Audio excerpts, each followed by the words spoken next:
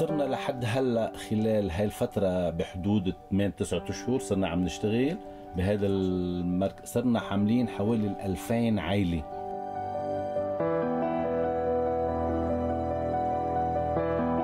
المميز بنحن بعملنا بهذا المركز انه نحن مش بس بنعالج، مش بس بنعطي الدواء، نحن بنتابع المريض، بنعمل له إحالة إذا كان بحاجة لطبيب أخصائي عم نحوله على المركز.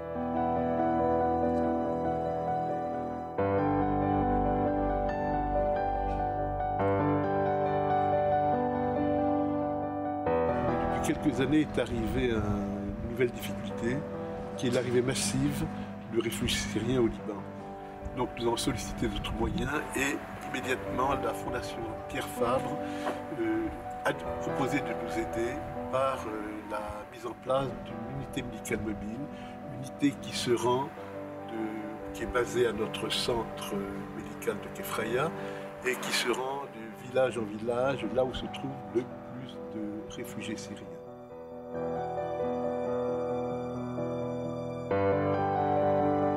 نحن علاقة متكاملة بهذه الحلقة لمعاينة المريض، من المعاينة للعلاج للفحص للاستشفاء للمستشفى للعمليات الجراحية. ما في مؤسسة بعد بلبنان تتعاطى بهذا الشأن لكل المرضى مثل ما نحن عم نتعاطى. هذه الاستمرارية عم يشعروا فيها المرضى إن كانوا سوريين أو لبنانيين.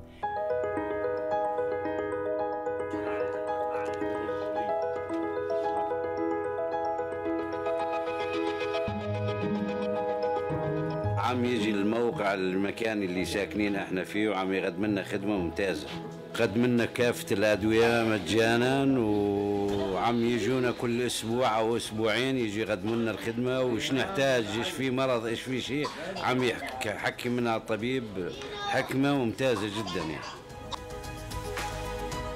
ترمش بعيونه، كمان اعطاني ورقه الدكتور قال لي بتاخذيني عنا على المركز مشان يفحصوا لي عويناتها.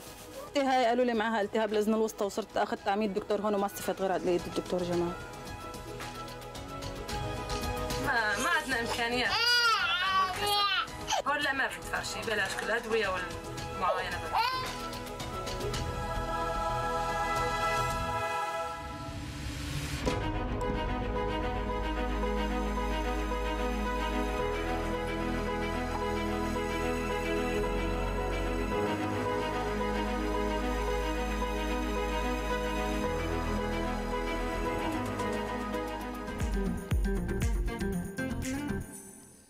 Voilà, là aussi, reportage émouvant. C'est toujours important d'aller voir sur le terrain à quoi ressemblent les choses pour vraiment s'en rendre compte. Marouane Senaoui, c'est un très beau projet. On voit que cette unité médicale mobile. Et pourtant, vous dites bien que s'il n'y avait que cette unité médicale mobile, elle ne serait pas efficace. Elle marche parce qu'elle fait partie d'un tout. Ça veut dire quoi? D'abord, je vais remercier ma présence ici et la Fondation Pierre Fabre, sans laquelle je ne m'y trouverais pas. Ensuite, dire que je me sens tout petit, quand même entouré comme je le suis, finalement. Hein. Mais quelque part... ben oui. Non, ce que je voulais dire par rapport à la question que vous me posez, c'est que s'il faut être efficace, il ne faut pas isoler l'action. L'action ne peut porter ses fruits que si elle est comprise dans un ensemble, en amont et en aval. Si vous prenez l'unité médicale mobile, que nous avons eu la chance de pouvoir installer en Bekaa, où se trouve d'abord une population excessivement pauvre, et au-delà de ça, une masse de réfugiés très importante, qui, hélas, se trouve chez nous, dans les espaces les plus pauvres. Il était nécessaire que nous puissions avoir, d'une part, un centre médico-social à même de pouvoir abriter l'unité médicale mobile et soigner celles et ceux qui, de cette unité, devraient aller poursuivre les examens dans ce centre, totalement équipé pour. Et de l'autre côté, si le centre ne peut pas pourvoir, nous avons un système complet qui permet à ce malade, dépourvu de moyens, d'aller jusqu'à l'hôpital se faire opérer sans qu'il n'ait un centime à dépenser, parce que tout ceci est assuré. Donc, ce n'est pas une action, c'est une action englobée dans un tout qui est source d'espérance. Ça- Sinon, elle se perd. Donc, premier élément de réponse très concret à la question qu'on se pose dans cette table ronde, hein, ne pas faire du projet par projet, c'est une erreur, faire de la programmation globale ou des projets qui rentrent dans une programmation. Oui, ce que vous dites est juste. Certainement, il y a des projets qui, de par eux-mêmes, sont capables de se soutenir. Mais je pense, dans une réflexion d'ensemble qui est celle de l'ordre, en tous les cas, c'est de s'appuyer sur des partenaires qui ont une vision long terme afin de pouvoir rendre une espérance valable dans le temps. Parce que finalement, ce qu'on fait, c'est de l'espérance. Premier facteur de succès, c'est celui-là. Autre facteur de succès qui est important, ne pas aller reproduire dans un pays ce qui se fait dans un autre. Et là, vous dites attention, en plus c'est un piège parce que beaucoup d'organisations ont tendance à faire rapidement du copier-coller. Je vais vous dire, il y a un sujet qui m'a toujours interpellé, c'est cette capacité de s'adapter aux besoins de l'homme, où qu'il se trouve. Finalement, l'homme est l'élément principal. Souvent, on prend des textes et on regarde peu l'homme. On considère que le texte a été bien raisonné. La réalité, c'est que l'homme doit être celui qui inspire le texte. L'homme est surtout sa dignité. Et donc, en effet, les problèmes ne sont pas les mêmes dans tous les pays. Dans le nôtre, qui souffre depuis plus de 40 ans, qui, au-delà de cette souffrance, s'est vu imposer ces déplacements de population. Ça a commencé avec les populations palestiniennes, puis aujourd'hui les populations syriennes et irakiennes. Nous sommes obligés de considérer quel est le besoin pour faire que cette souffrance humaine puisse être le mieux intégrée. Surprenante votre réponse parce que j'ai envie de dire, logiquement, ça devrait être la base, s'occuper de l'homme, de la dignité humaine, de ce qui fait notre humanité avec un grand H. Si vous tenez à nous délivrer ce message aujourd'hui, ça veut dire que pour vous, ce n'est plus une évidence pour certains acteurs de terrain? Écoutez, je ne souhaiterais absolument pas paraître révolutionnaire dans ma réponse. Mais ce que je constate, c'est que le monde va mal, à moins que vous puissiez me dire qu'il va bien. Et s'il va mal, c'est parce que l'élément principal qui fait que le monde est constitué, c'est que l'homme est devenu quelqu'un que l'on utilise beaucoup plus que l'on sert. Aujourd'hui, il y a des priorités qui sont la matière, le pouvoir, la domination et autres, mais où se trouve l'homme?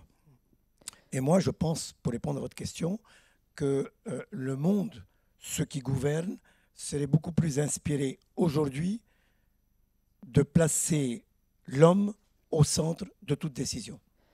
Dans ce point de vue que vous développez, où vous nous dites ne pas aider des projets, mais être dans une logique de programmation, une logique de long terme, savoir s'adapter à un territoire, savoir s'adapter à une population, avoir une philosophie, remettre l'homme au centre de cette philosophie.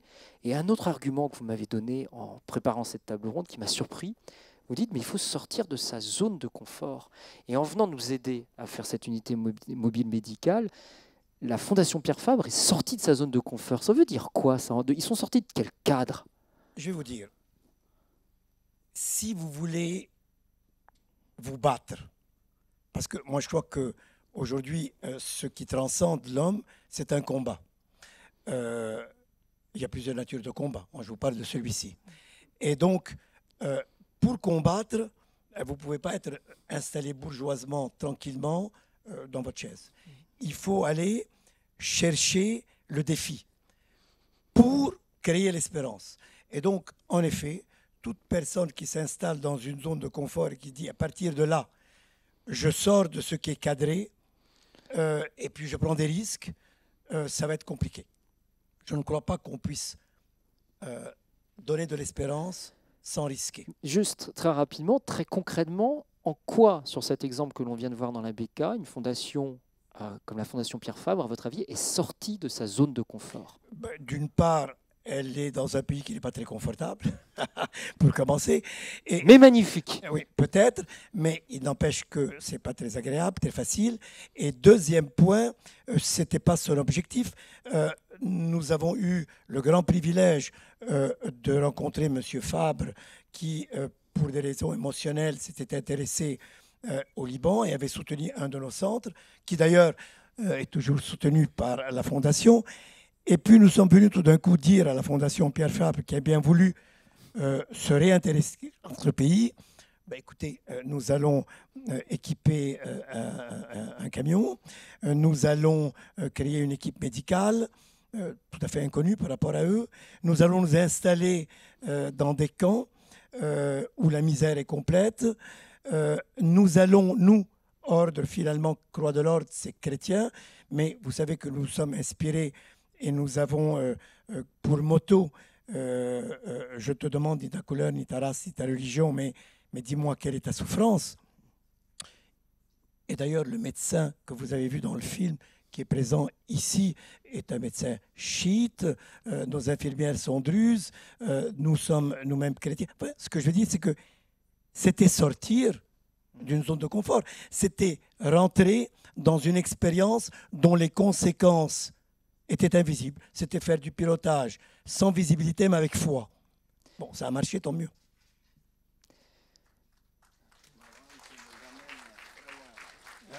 Je me tourne vers le ministre Sidibé. On serait dans un débat d'entreprise, on irait chercher les facteurs clés du succès du use case qu'on a ici. On cherche des éléments de réussite, de durabilité des projets, d'efficacité des projets. Marouane Senaoui nous en a exposé quelques-uns, je trouve, avec brio. Et vous, en croisant avant de préparer ta réponse, vous dites « Ah non, mais si vous me parlez d'efficace, alors moi je refuse ce terme d'efficace. C'est quelque chose qui me fait bondir. Alors expliquez-nous un petit peu pourquoi. » D'abord, je voudrais remercier vraiment la Fondation Fabre parce que c'est vraiment un privilège pour nous d'être là aujourd'hui avec votre écosystème et avoir des amis, des collègues. Il n'est pas un jeune député, c'est un grand député. Donc, et Marouane, bien sûr, Jacques. Mais je voudrais rebondir sur ça parce que moi, j'aime pas ce mot. Parce que la tendance, c'est de confondre, chaque fois qu'on parle d'efficacité, c'est de croire que parce qu'on a été efficace, quelque part, on est efficient. On n'est pas efficient parce qu'on est efficace. Alors expliquez-nous un petit peu la différence entre les deux. Je m'explique. La plupart dans le passé, quand j'ai eu à travailler sur le terrain, il y a 35 ans, 40 ans, dans différents pays, la seule chose qu'on vendait, c'était l'efficacité. Et ça voulait dire quoi? Avoir des résultats coûte que coûte, quels que soient les moyens. Ça, ce n'est pas du partenariat. Lorsqu'on parle d'efficience, et votre texte, c'est de l'efficience, et votre document, c'est l'efficience. Quand on parle d'efficience, on parle beaucoup plus d'optimisation des ressources, qu'elles soient matérielles, immatérielles, le partenariat, travailler avec les gens, les comprendre, savoir ce qu'on apporte, si les gens sont en train de s'approprier de ce qu'on est en train d'apporter, si on met les populations au centre ou pas. Ce n'est pas seulement le résultat final qui nous permettait de dire, bon, bien sûr, on était content, on repartait, on faisait des rapports. Et non, même pas des rapports pour les gouvernants. Parce que eux, ce n'était pas tellement important. Le rapport, c'était pour mon jeune frère député, pour lui faire comprendre que le dollar ou l'euro qu'on a mis là était efficace. Mais ça ne permettait pas une pérennisation. Moi, ce que je pense, le deuxième mot de votre discussion aujourd'hui, c'est la durabilité. Donc, si on est en train de faire du développement sans penser à la durabilité, bon, je pense que ça devient de la charité quelque part et en fait, il n'y a pas cette appropriation. Donc, il faut changer de paradigme. Il faut bien sûr aller vers une plus grande responsabilisation. Moi, je pense des populations. Il faut considérer qu'aujourd'hui, après 30 ans, moi, après avoir passé 35 ans aux Nations Unies, mais je considère que j'ai accumulé quelques connaissances et que je voudrais avoir un plan, un programme, une priorité malienne et que je voudrais, à travers le partenariat que j'aurai avec la France ou avec d'autres pays, et que ce partenariat-là m'aide à faire en sorte que ce programme devienne une réalité. Pour vous, ministre Sibi, qui est un bon connaisseur du fonctionnement notamment des Nations Unies ou des organisations internationales, Ouais. est-ce que justement ce que l'on évoque ici, aussi bien les arguments, mais extrêmement carrés que nous a donné Marouane Senaoui, ce que vous nous dites aussi, cette différence qu'il faut vraiment bien rappeler entre l'efficience et l'efficacité, est-ce que ça rentre dans le logiciel grandes organisations internationales ou est-ce qu'on en est loin encore aujourd'hui? Non, moi je crois qu'on est en train d'évoluer parce qu'en définitive, ce qu'il faut comprendre, même les États évoluent. Aujourd'hui, on a une société civile qui émerge, on a des médias sociaux qui sont complètement différents, l'exigence de la population elle est complètement différente, donc l'État n'est plus le même. Donc les organisations changent. Ces organisations internationales, vous avez eu le débat entre ma collègue de l'OMS et DAPA. C'est-à-dire que les gens, aujourd'hui, de plus en plus, ils deviennent exigeants. Ils veulent comprendre un peu plus pourquoi ce dollar investi va faire une différence dans leur société et comment ils peuvent s'en approprier. Et je crois que ça, c'est très important. Et ça nous amène aujourd'hui sur un point qui me paraît très important. C'est-à-dire qu'il faut aller vers de plus en plus je dirais, une obligation mutuelle de rendre compte. Il faut que ce soit l'OMS, je le disais ce matin, ou que moi, à l'époque, à l'UNICEF, il faut une obligation mutuelle de rendre compte. Il faut une obligation de résultat, mais il faut que tout cela soit lié à une obligation de transparence. Et ça, c'est là où nous devons travailler ensemble. C'est là où les pays peuvent nous accompagner. C'est là où les partenaires peuvent nous accompagner pour nous créer un cadre qui peut nous permettre d'être un peu plus exigeants en termes de transparence et créer une nouvelle gouvernance. Donc, il faut ces ruptures-là. Jacques Godefroy, en tant qu'administrateur, cette fois-ci de trésorier de la Fondation Pierre Fabre, vous avez eu le sentiment de sortir de votre zone de confort lorsque vous avez vu ce projet passer, qu'il a été décidé de l'appuyer? Le plus souvent possible. Le plus souvent possible. C'est en vous écoutant l'un et l'autre, en voyant le film, ça m'a rappelé des moments les plus intenses. La coopération, ce n'est pas un tableau Excel dans un bureau. C'est vraiment pas ça. C'est d'abord des hommes. Vous avez prononcé souvent le mot homme dans vos propos, l'un après l'autre. C'est des hommes. Alors je vais vous donner un exemple. Un voyage du ministre à l'époque était programmé pour Caille, au Mali. Qu'est-ce qu'on fait avant d'aller à Caille? Vous ne savez pas ce qu'il faut faire. Je vais vous surprendre. Vous allez dans un foyer à Bagnolet et vous passez la soirée avec eux. Et quand vous arrivez à Caille, vous donnez des nouvelles du cousin. Ça change tout. Ça change tout.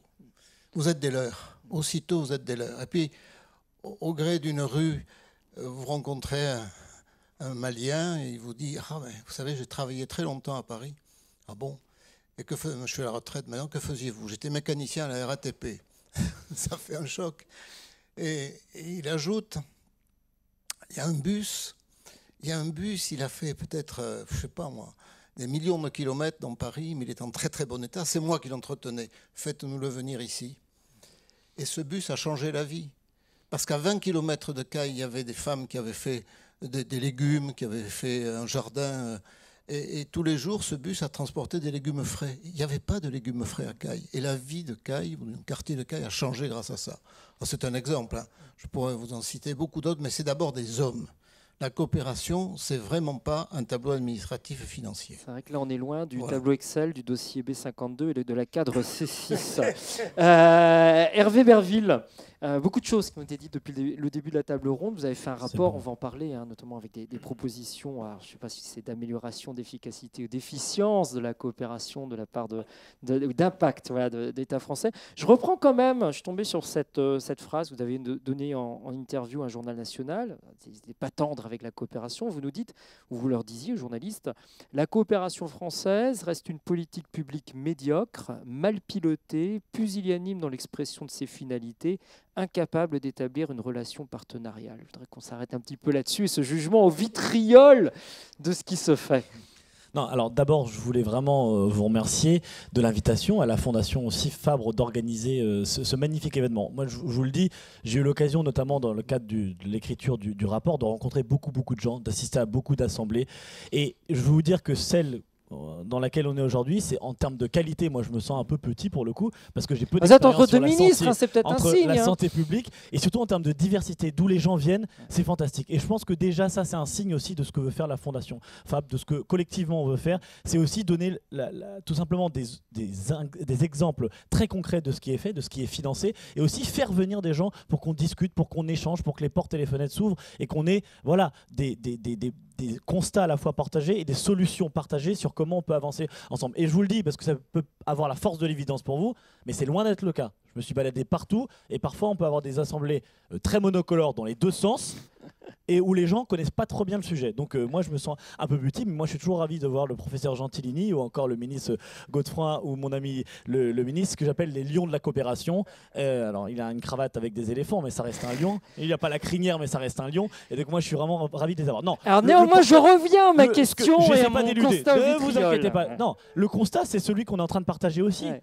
C'est ce qu'essaye de faire aussi la Fondation Pierre Fabre depuis 20 ans. Si tout fonctionnait, ça serait. Ce que je veux simplement dire, c'est qu'il y a des réalités qui ont changé. La coopération, comme la faisait Monsieur Godefroy, n'a rien à voir. Enfin, en tout cas, il y a des nouvelles réalités qui sont arrivées, notamment dans les pays africains, qui nécessitent d'adapter, de mettre à jour le logiciel. Et c'est tout l'objectif de la part du rapport du président de la République, qui considérait que la manière dont on opérait, la manière dont on travaillait, les mots que l'on mettait pour parler de cette belle politique-là n'étaient plus forcément les plus adaptés. Et je vous le dis, quand vous allez, moi j'ai vécu au Mozambique, au Kenya, quand vous dites à un Kenyan, un Éthiopien, un Rwandais que vous faites de l'aide au développement, mais ils vous rient au nez. Ils ne vous trouvent pas crédible. Par contre, si tout ce qu'on est en train de dire là sur la coopération, sur la nécessité d'avoir une relation beaucoup plus partenariale, et tu l'as très bien défini, on aura peut-être l'occasion de revenir sur la question de partenariat, ça a un sens. Alors je voulais peut-être dire juste une chose sur les évolutions aussi, pourquoi je dis qu'elle n'est plus adaptée aussi notre politique de coopération, notamment dans la santé. On a eu une époque de massification des financements sur la santé, où on investissait beaucoup d'argent, notamment sur le hard, sur le financement d'infrastructures. On a eu ensuite une époque où c'est au moment où la fondation aussi Pierre Fabre est arrivée, sur ces sujets-là, la fondation Bill Gates, est arrivé plein d'acteurs un peu nouveaux, des questions d'innovation. Alors on n'en est pas encore au bout. Je vois ici un jeune homme où on va parler de la question de l'innovation, il faut aller encore plus loin, mais on a commencé à se dire que la massification, c'était pas simplement la seule solution, qu'il fallait prendre de l'innovation, peut-être regarder ce qu'il faisait ailleurs. Et là, maintenant, on est dans un moment que moi j'appelle le moment de la démocratisation aussi, tout ça. C'est exactement ce qu'on dit. Il faut que les communautés sur le terrain fassent entendre leur voix. Et donc on aura la question des maladies négligées. Il faut que les parlementaires tiennent accountable, désolé pour le très bon anglicisme, les fonds responsables, parce qu'à la fin c'est votre argent, c'est l'argent des impôts de nos concitoyens. Et donc il faut que, on marque à la culotte les grands fonds verticaux et que leur demande de changer. Et c'est ce qu'on essaie de faire. On va faire au cours là, des prochaines semaines avant la reconstitution du fonds des petits déjeuners, notamment à l'Assemblée nationale, pour que tous nos collègues parlementaires, sénateurs s'imprègnent de cette question-là et considèrent que la question des grands fonds verticaux, la question des maladies négligées, la question des maladies chroniques, c'est une question auxquelles ils doivent regarder, et on doit avoir un droit de regard dessus pour justement améliorer les choses et entendre la voix de nos concitoyens. Alors dans votre rapport, vos propositions, on va aller sur des choses très concrètes que vous donnez. Première chose, un document unique stratégique et une stratégie vraiment de moyen terme. Pourquoi? Comment? Parce que moi je suis breton. On est deux. On est deux. Ça se voit pas comme ça. Il y en a plein dans la fondation. Mais breton du sud-sud. Auvergnat, voilà. En tout cas, non mais c'est compliqué de naviguer si on n'a pas une carte et si on n'a pas un plan de navigation. C'est quand même assez ubuesque, j'ai envie de dire assez incohérent, que pour une politique qui est fondamentalement interministérielle, parce qu'on voit bien qu'il y a plein de secteurs qui sont regroupés, une politique fondamentalement projetée vers l'international et qui implique des acteurs qui ne sont pas français.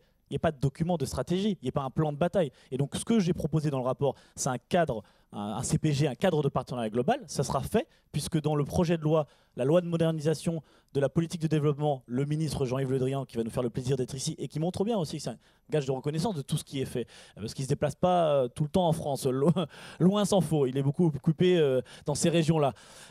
Et donc il y aura ce document-là, ce cadre de partenariat global qui Horizon 2025 ? Non, horizon l'année prochaine. La loi arrivera l'année prochaine, j'en serai le rapporteur, et l'idée c'est de donner en effet un cadre qui sera collé à la loi de programmation militaire, qui sera collé à d'autres lois de programmation pour dire quoi? Que la question du développement, du partenariat, c'est une politique qui va main dans la main avec d'autres questions, les questions de sécurité, les questions de commerce, les questions d'environnement. Et donc on va se donner un cadre bilatéral, de partenariat global qui donnera une stratégie, qui donnera le ton et qui donnera les grands axes. Et je termine par là, dans ces grands axes, depuis longtemps, on avait un peu abandonné en France au niveau bilatéral la santé. Dans les 5 priorités du président de la République qu'il a définies et qu'on a remis dans le pipe, il y a la santé. La santé et l'éducation qui est un peu les parents pauvres du cadre bilatéral et qui reviennent dans le jeu. Et c'est important. Un document unique, donc à horizon pluriannuel jusqu'à 2025, avec cette logique de programmation quelque part que l'on donne depuis le départ, c'est de remettre des choses sur le terrain.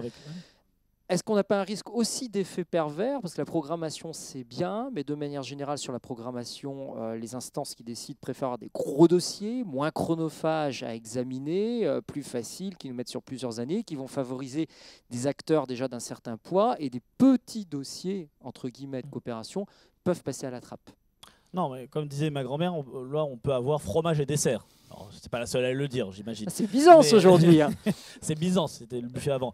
Mais non, on peut avoir, et il faut avoir les deux. C'est-à-dire qu'il faut se donner un cadre, quand on discute avec un pays comme le Mali ou comme le Liban ou avec un certain nombre de pays, il faut qu'on soit dans une relation de longue durée. Ça peut pas être du one shot, ça peut pas être dans 6 mois on se revoit et on refait. Donc du gros. Non, il faut du long terme en termes de stratégie, en termes de projection, en termes de mobilisation des acteurs. On vise le long terme. Par contre, dans la mise en œuvre, dans l'implémentation, ce n'est pas forcément des projets à 200 millions d'euros. Et très concrètement, ce que je mets dans le rapport, c'est d'augmenter les moyens pour les petits projets. Paradoxalement. Et ce n'est pas paradoxalement, pour moi c'est complémentaire. Parce que justement, parce qu'on a un cadre de très long terme, on peut mettre tous les acteurs autour de la table et travailler pour comment atteindre ces objectifs de long terme. Et donc ça, c'est du concret, c'est du solide. Dans le projet de loi de finances, quand on a commencé, il y avait 23 millions d'euros pour les petits projets à destination des ambassades. L'année dernière, pour la première année, on a voté un budget plein, on est arrivé à 35 millions d'euros. Et l'année prochaine, je vous l'annonce, et le ministre Le Drian ne m'en voudra pas de lui griller la politesse, on sera vraisemblablement à 60 millions d'euros pour des petits projets qui justement s'inscrivent dans cette volonté aussi d'être au plus près du terrain, au plus près des acteurs qui font au quotidien et d'être dans cette forme de démocratisation aussi de la politique de coopération. Parce qu'en effet, quand vous avez 200 millions d'euros de projets, c'est compliqué d'avoir des communautés qui peuvent s'emparer, avec toutes les complications administratives que l'on connaît, de ce type de projet. Par contre, quand vous avez beaucoup plus d'enveloppes pour des projets à 100 000, 200 000 euros, 300 000 euros, c'est là où il y a un vrai gap dans la politique de développement entre 200 000 et 500 000 euros. Là, ça permet justement à ce que des acteurs de plus petite taille s'en emparent et participent à cette politique de développement. Michel Amassi-Dubé, si vous voulez, une réaction rapide à ce que vient de dire Hervé Verville. D'abord, cette notion de programmation dans la durée et paradoxalement, j'ai quand même envie de le dire, de la place pour des petits projets aussi derrière. Qui dit gros, dit pas forcément gros budget, gros projet et beaucoup de temps à les examiner. Vous savez, moi, j'ai passé 3 mois et demi et j'ai voyagé énormément. J'ai été au centre du Mali où il y a la crise au moins 6 fois, c'est-à-dire dans la zone inondée, la zone exondée. J'ai été à Mondoro, une zone qui était complètement abandonnée depuis plus d'1 an et demi, coupée complètement de nos services. Et j'ai été à Caille, j'étais à Sigasso, j'ai été un peu partout. Moi, je veux vous dire que quand on est dans des situations, ce n'est pas noir ou blanc, comme il a voulu le dire avec fromage et dessert. Mais je pense que quand on est dans une situation de crise, et au Liban, ils l'ont connu sûrement, comme au Mali, où on a une crise sécuritaire, où on a un besoin urgent de créer de la confiance avec l'État, avec les services de l'État, pour être plus présent, pour gagner les cœurs et les esprits, moi je peux vous dire que des petits projets à impact immédiat, c'est indispensable.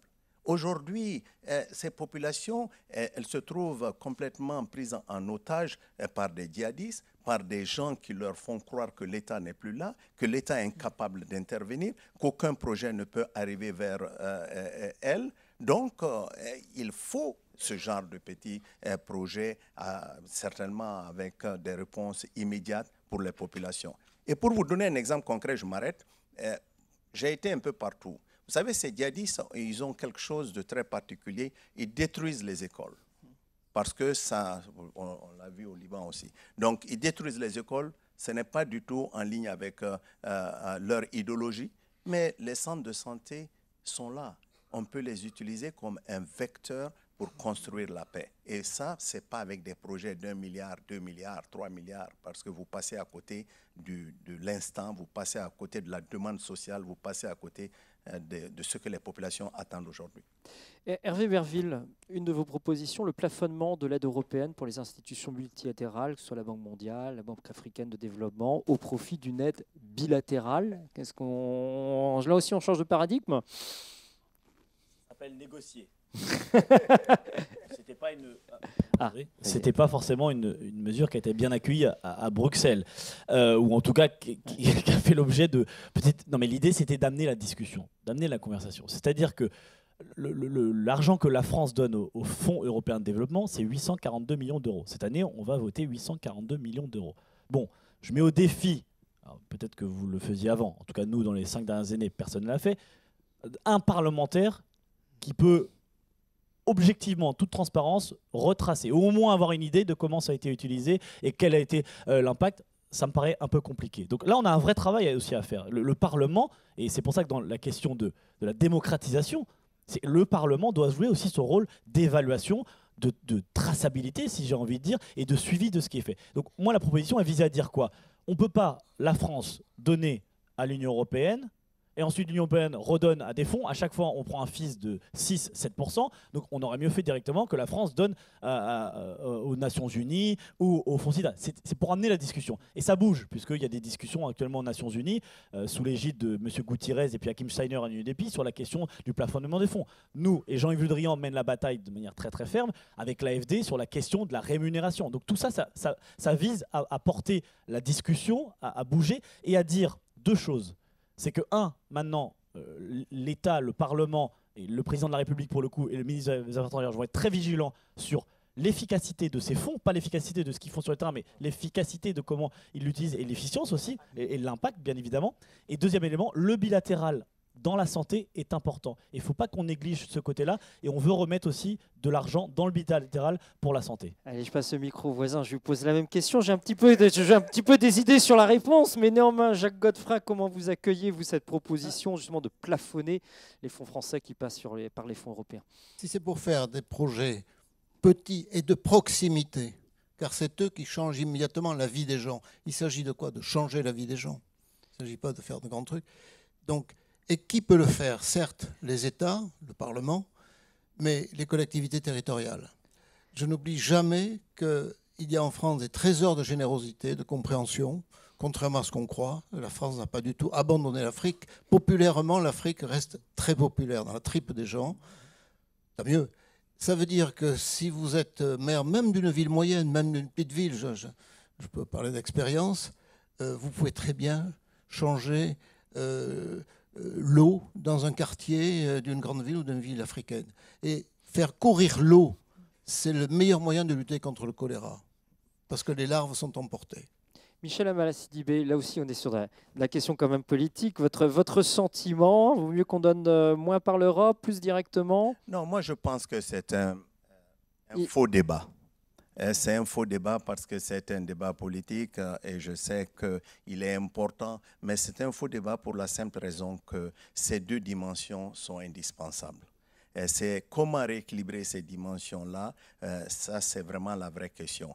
Parce qu'aujourd'hui, moi je ne connais aucun État qui puisse résoudre certains problèmes globaux tout seul. Ça n'existe pas. Le problème du terrorisme, le problème, moi je l'ai vu seulement avec le sida, c'était impossible. L'État décide de résoudre ce problème, les problèmes du chômage, il y a certains problèmes globaux qui nécessitent un multilatéralisme, une présence d'un pouvoir multilatéral avec des fonds plutôt horizontaux qui peuvent nous permettre de faire en sorte que l'environnement change, que les dispositions prises pour permettre de rendre le monde meilleur, comme disait mon frère, puissent se produire. Mais à côté de cela, il y a des actions bilatérales qui sont indispensables. Sinon, bien sûr, la question de la redevabilité, la réponse par rapport à vos citoyens, ceux qui payent les taxes, ils ont besoin de savoir si nous avons investi $1, comment ce dollar-là a changé, a eu de l'impact, a permis de repositionner aussi l'agenda de la France. Il ne faut pas ignorer.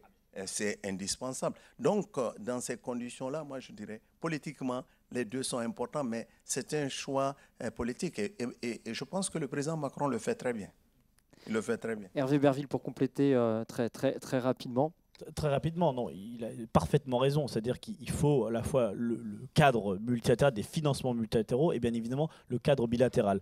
Ce que nous, on a constaté quand on est arrivé, c'est qu'il y avait eu une forme d'inflation au niveau multilatéral et une volonté de renforcer tout simplement le pilier bilatéral pour aussi coller aux priorités du président de la République, les 5 priorités qu'il a définies, dont la santé. Et donc l'idée, c'est de réinvestir aussi la place de la France dans les instances multilatérales. Ça, c'est important pour peser sur le choix. Et ce qu'on va faire là dans le Fonds mondial, c'est non simplement dire la France va tenir sa place, mais va aussi inviter un certain nombre de pays du G7 et de d'autres d'avoir un financement plus important dans ces fonds-là, et à côté, développer, en tout cas renforcer une politique bilatérale qui est nécessaire pour justement coller à l'agenda mutuel qu'on peut partager avec nos pays et qui ne peut pas forcément se faire avec les fonds multilatéraux. On arrive en fin de cette table ronde dense avec beaucoup d'idées qui passent. Je voudrais quand même laisser la parole à Marouane Senaoui parce que finalement, même si on n'a pas parlé d'efficacité, on a parlé d'efficience, on a parlé de multilatéralisme, de bilatéralisme, de transfert de budget, de suivi de projet, de programmation, etc.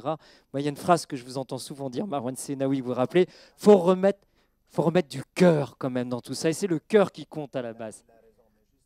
Allez, très vite. Être juste terre à terre. Étant sur le terrain. Prenez bien votre micro. Étant sur le terrain, je vais vous dire, j'ai à peu près 180 organisations non gouvernementales. J'ai à peu près 90 organisations non gouvernementales du Nord. Tant qu'on n'arrivera pas à mettre en place un mécanisme qui va permettre une meilleure coordination, qui va faire en sorte qu'on ait moins de fragmentation, et qu'on renforce le leadership et l'appropriation du gouvernement, bien sûr des acteurs publics et privés des pays où ces ONG interviennent, où ces organisations interviennent, l'efficience ne sera pas là. Hervé Berville, 28 secondes. Exactement. Ni l'impact. Voilà, parce que le sujet, il l'avait dit tout à l'heure, c'était la question de l'efficacité. Il faut vraiment qu'on se concentre sur l'impact. Et quand on est sur l'impact, on est sur de l'humain. Tous ceux ici qui font des études d'impact, c'est sur l'humain. Moi, j'ai 2 petits mots à dire. Nous, la relation partenariale nouvelle qu'on veut instituer, c'est basé sur 3 piliers. Le premier, c'est d'avoir un cadre bilatéral. Enfin, c'est quand même fou que dans toutes nos interventions avec un certain nombre de pays, il n'y a pas de document stratégique bilatéral. Et si on ne fait pas ça, on se plante, on devient, enfin, je ne vais pas dire inutile, mais en tout cas, on devient moins pertinent et surtout, on n'arrive pas à voir quels sont les besoins, quels sont les agendas partagés. Et donc, ce qui va être mis aussi dans la loi et que j'avais mis dans le rapport, c'est de dire une déclinaison du cadre de partenariat global, c'est dans chaque pays, ou en tout cas dans les pays prioritaires déjà de la France, dont le Mali, il y a, sous l'égide de l'ambassadeur, un cadre, un document bilatéral stratégique qui permet de mettre tout autour de la table les secteurs privés, les fondations, les acteurs, les ONG et tout le monde. Le deuxième élément qui est important, c'est plus de petits projets terrain, ça on l'a dit. Et le troisième, c'est l'évaluation. On n'en a pas parlé tout à l'heure. L'évaluation, ça ne veut pas dire qu'il faut fliquer tout le monde. Il faut regarder à chaque euro. L'évaluation, c'est toujours un bon moyen de faire le bilan de ce qui a été fait, de voir quelles sont les priorités actuelles et puis surtout de tirer un projet sur le court, moyen et long terme. Et donc, on va créer là, dans la loi, l'année prochaine, pour la première fois, une commission indépendante d'évaluation qui sera rattachée à la Cour des comptes et qui aura pour objectif, non pas d'aller pointer du doigt les gens, mais de tirer, d'apprendre, d'avoir cette pensée évaluative et de faire en sorte que justement, on ne fasse pas les mêmes projets partout, qu'on en tire de leçons et qu'ensuite on s'adapte et qu'on ait une politique qui soit au plus proche de l'humain et qui soit vraiment au service des populations. On va quand même clore avec Marouane. Voilà que notre sage autour de cette table, loin de nos politiques d'évaluation, de nos grilles, de nos efficiences, efficacité, le cœur qui parle. Écoute, moi, j'ai entendu de très belles choses. En ne m'exprimant pas de manière politique, je dirais tout simplement qu'il faut remettre à nouveau le cœur, l'homme au cœur de tout. Je dis que ce qui est essentiel, c'est une vision long terme, la transparence dans toutes les actions et l'excellence dans tout ce qu'on essaie d'entreprendre sert de modèle à la conviction que l'on peut croire dans les actions qui sont entreprises.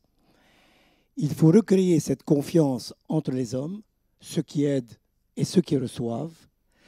Et la multiplication des petits projets est essentielle.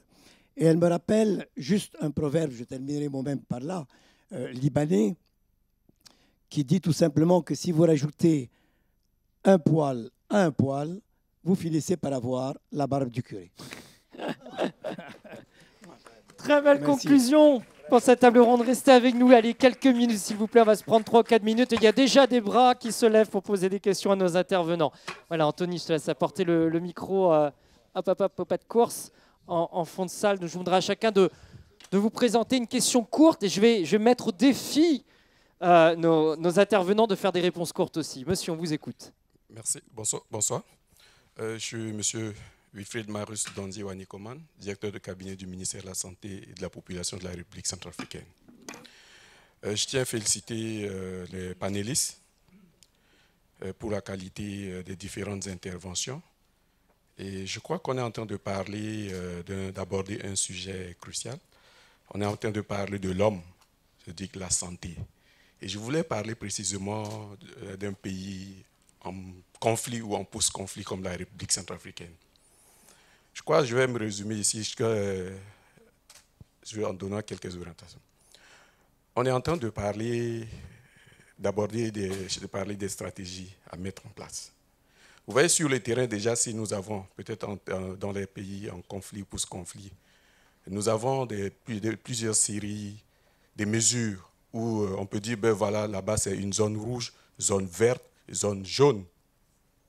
Et la zone rouge, personne n'y vient, tout en sachant que nous avons des hommes qui sont là, nous avons la population qui attend les soins, qui attend les services. Mais ces services ne viennent pas.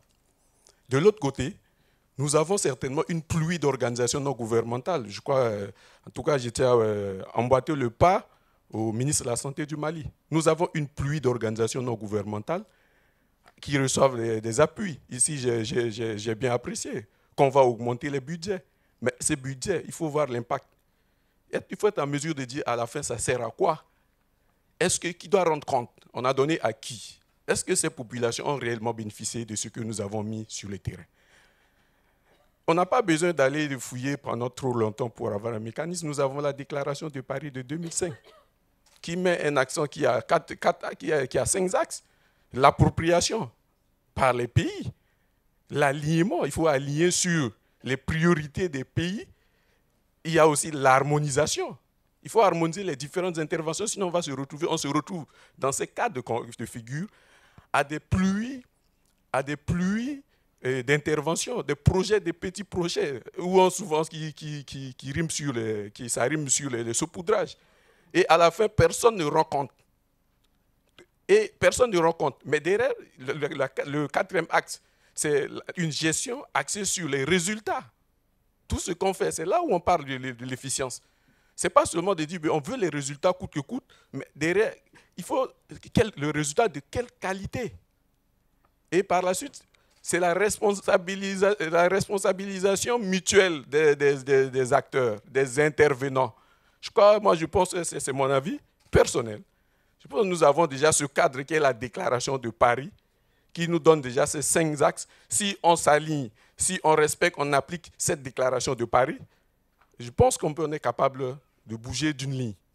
Sinon, voilà, on aura plusieurs organisations non gouvernementales qui ne rendent compte à personne sur le terrain. Même le gouvernement, ils ne rendent pas compte au gouvernement. Le lendemain, ils sont partis, c'est fini. Mais comment on peut mesurer les différentes interventions ou comment on peut mesurer l'impact de ces interventions sur la population qui se trouve dans ces zones abandonnées parfois? Je vous remercie.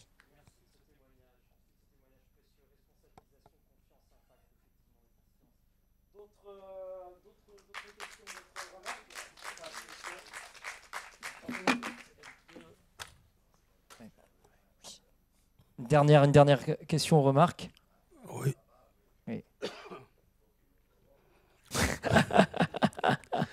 Non, monsieur le ministre, je ne provoque pas.